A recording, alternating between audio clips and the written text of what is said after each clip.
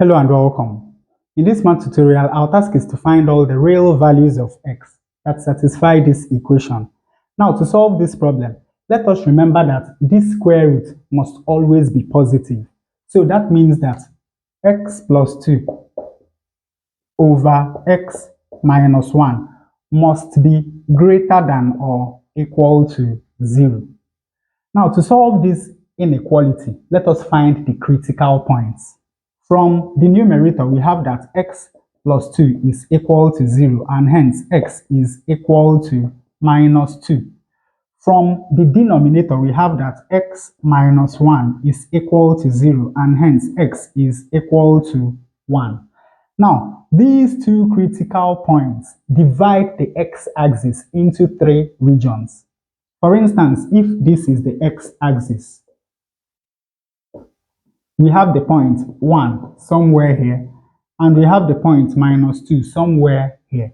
Now we have the three regions. Let us call this region A, region B, and region C. Now what we are going to do is that we will choose an arbitrary x value from each of these three regions. Test that value in this inequality and see if that value satisfies this inequality. From region C, let us choose x equal to 3. From region B, let us choose x equal to 0. And from region A, let us choose x equal to minus 3. Now let us start with this. When x is equal to minus 3, then substituting here, we have minus 3 plus 2 over minus 3 minus 1. Now, minus 3 plus 2 is minus 1.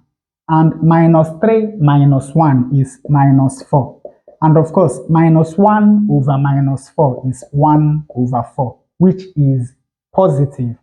So values of x that lie in region A satisfy this inequality. Now from region B, we have x equal to 0. Substituting here, we have 0 plus 2 over 0 minus 1. This is 2 over minus 1, which is equal to minus 2.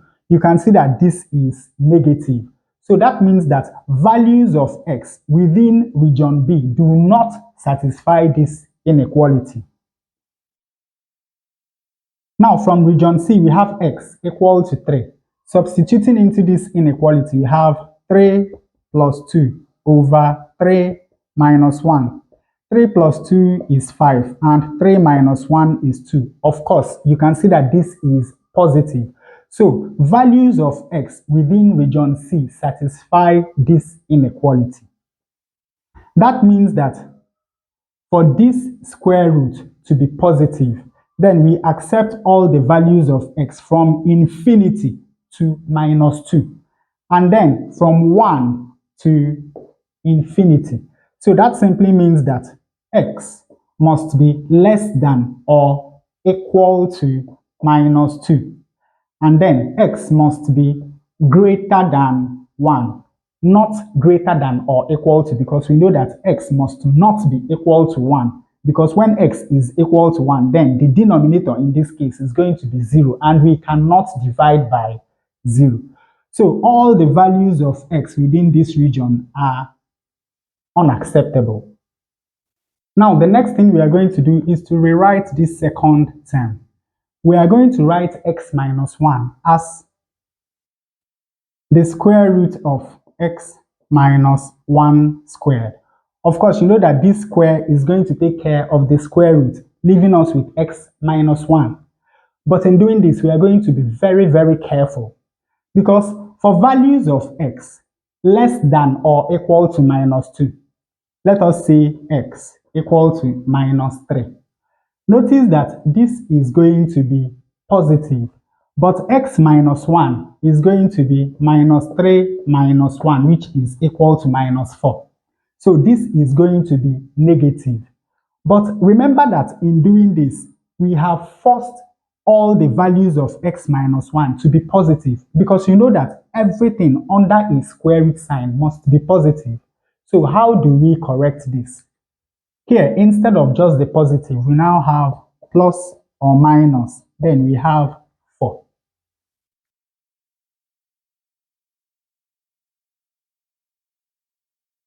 We have the square root of x plus 2 over x minus 1. This is equal to 12. And here we still have x minus 1 times x plus 2. Now from here, we have x minus 1 times x plus 2 plus or minus 4 times. Now that we have two square roots, we can combine two of them.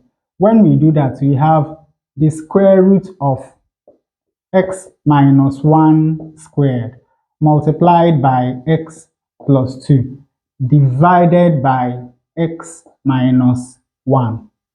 Of course, you know that this can take one of that. This is equal to 12. From here, we have x minus 1 times x plus 2 plus or minus 4 times x minus 1 times x plus 2 is equal to 12. And of course, to solve this equation, we do a substitution. Let this quantity be equal to y. So we have that y is equal to the square root of x minus 1 times x plus 2. Of course, you know that when we square both sides of this equation to get rid of this square root, we have that y squared is equal to x minus 1 times x plus 2. And of course, since y is a square root, you know that y must be greater than or equal to 0. Now, with this substitution, we can rewrite the original equation. This is now y squared. So we have y squared plus or minus 4 times y is equal to 12. And from here, we have two equations. We have that y squared plus 4y is equal to 12, or y squared minus 4y is equal to 12. Rearranging this equation, we have that y squared plus 4y minus 12 is equal to 0. Now, we can solve this quadratic equation by factorization. Since the coefficient of y squared is 1, all we have to do is to find the factors of minus 12 that add up to plus 4. And of course, those are going to be 6 and minus 2. Because 6 times minus 2 is going to give us minus 12, while 6 minus 2 is going to give us 4. So we can factorize this as y plus 6 multiplied by y minus 2 is equal to 0. And of course, from here we have that either y plus 6 is equal to 0 or y minus 2 is equal to 0. Now from here we have that y is equal to minus 6 or y is equal to 2. So we have two values of y, minus 6 and 2. But remember that y must be positive. So that means that this value of y is unacceptable. Now, in this second case, we also start by rearranging this equation. We have that y squared minus 4y minus 12 is equal to 0. We can also solve this quadratic equation by factorization. We just find the factors of minus 12 that add up to minus 4, since the coefficient of y squared is 1. Now, those are going to be minus 6 and 2, because minus 6 times 2 is going to give us minus 12, while minus 6 plus 2 is going to give us minus 4. So we can factorize this left-hand side as y minus 6 multiplied by y plus 2 is equal to 0. And of course, from here we have that either y minus 6 is equal to 0 or y plus 2 is equal to 0. Now from here we have that y is equal to 6 or y is equal to minus 2. Once more, remember that y must be a positive number. So we reject this. So all in all, we have two values of y. We have y equal to 2 and y equal to 6.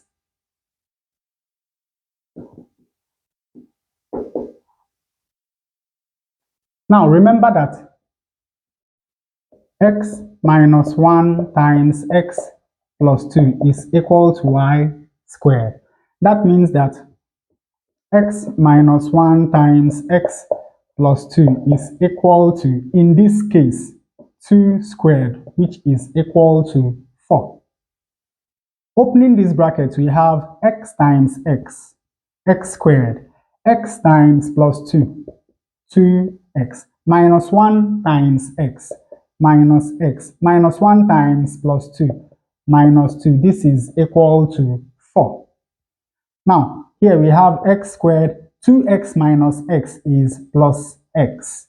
We have minus 4, or rather minus 2. Now, let us move this over to the left-hand side. When we do that, it becomes minus 4. So we have minus 2 minus 4, which is equal to minus 6, and this is equal to 0.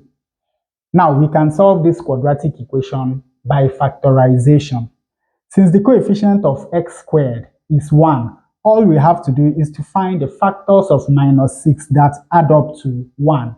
And those are going to be 3 and minus 2.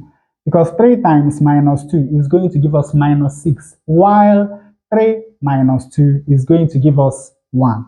So when we factorize the left-hand side, we have x plus 3 multiplied by x minus 2, and of course this is equal to 0. Now, from this equation, we have that either x plus 3 is equal to 0, from where x is equal to minus 3, or x minus 2 is equal to 0, from where x is equal to plus 2. So we have found two values of x. We have x equal to minus 3 and x equal to plus 2. Now, solving for the second value of y, that is 6, we have that x minus 1 times x plus 2 is equal to y squared. That is 6 squared, which is equal to 36. Now, expanding this, we have x squared plus x minus 2 is equal to 36.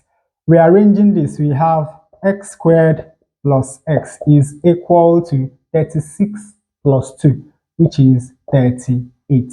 Now, we cannot solve this quadratic equation by factorization, so let us complete the square. The next thing we are going to do is to divide the coefficient of x by 2, square and add to both sides of the equation. The coefficient of x is 1.